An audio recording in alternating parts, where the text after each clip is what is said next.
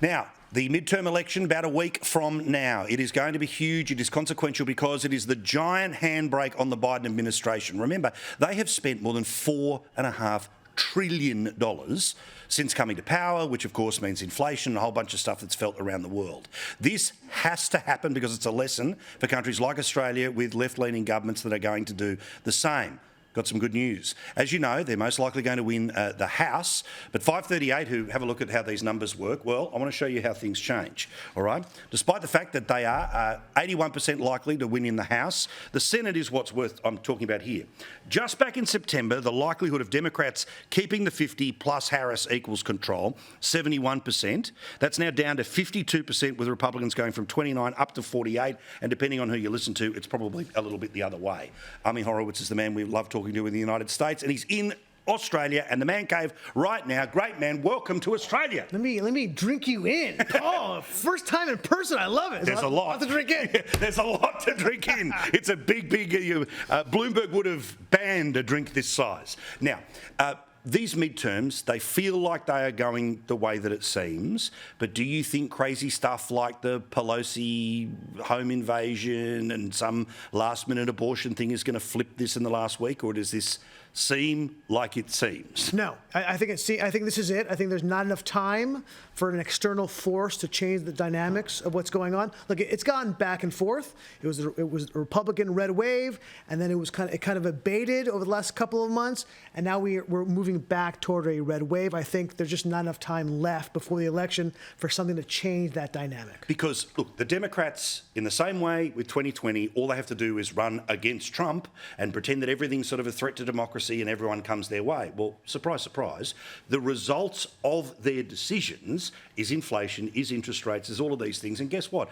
That's what people actually care about, and that's what they're going to vote on in a couple of weeks, aren't they? Yeah, but the problem is the Democrats don't seem to understand the basic economics of how things work. Yeah. They don't understand if you spend more money, prices go up. They didn't get that. And they didn't get that that was the most important thing for them, right? Remember back in the Clinton days, there was the famous statement, is the economy stupid? Yep. And they were right. That's why they won. Nothing's changed since then, but they think things have. And look, they put all of their eggs in the abortion basket, and for a while that helped. For the month after Roe v. Wade was basically essentially put aside, that actually worked in their favor. But ultimately it came down to economics, what matters to people on a day-to-day basis, and who the candidates actually are. The Republicans ran, let's be honest, terrible candidates.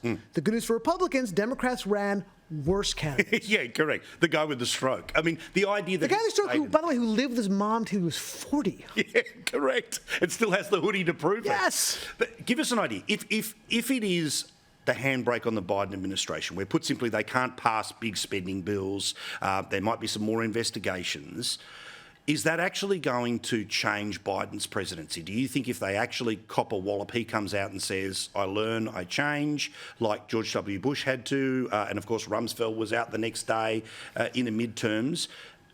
What, if anything, can Biden do not to get the exact same result 2 years later, of course, depending on whether it's Trump or not, that's running? Unfortunately, at least for me, I don't like that there's been a growth in the power of the presidency. The balance of power in government has moved toward the presidency. So there's a lot he can do in terms of executive orders, right? It used to be that it was really it was the legislative branch that had most power in the U.S. That has shifted now.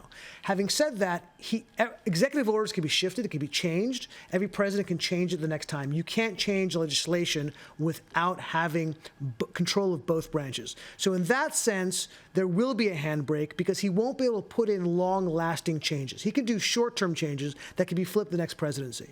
So from that perspective, it will help a lot. And I think that it will hopefully tame the administration because they now will understand that there's only certain limits they can go to. Obviously, I can't stand this administration, all that comes with it, but I often say to people that probably the only Republican who could lose in 2024 would be Trump, right? Because presumably 80 million people still feel the same way that they did 2 years ago for all the reasons right or wrong. Trump doesn't think that. Yeah, I know he doesn't think that, right? But he's obviously gone quiet largely by his standards, gone quiet for the past few weeks to make it back onto these issues. If only he did that while he was president. Correct. Yeah, just gone, you know what? I'm gonna be on Truth Social and nobody can see Truth Social and that'll be enough. But again, the Trump factor in all of this is that it's his nomination if he wants it. Clearly, there'll be a surge of people that'll want him to be the Republican nominee. But then, again, and I understand what happens the second one notices the limitations of Trump, what happens on the internet and people start screaming at you. But the truth is that as soon as Trump's in the race, then Biden doesn't have to defend his own record. It just all becomes about Trump again, doesn't it? Yeah, no, I mean, I think Democrats are hoping that happens. I mean, that's all they've got. All they've got is running against Trump. That's all they had before. That's all they have now. That's all they will have, because every other issue is cutting against them.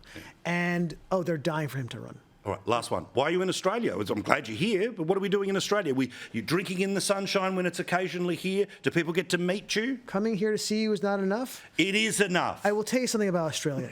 You people are so good looking. I have a very good self-body image. The one place on earth I won't take my shirt off is Bondi Beach.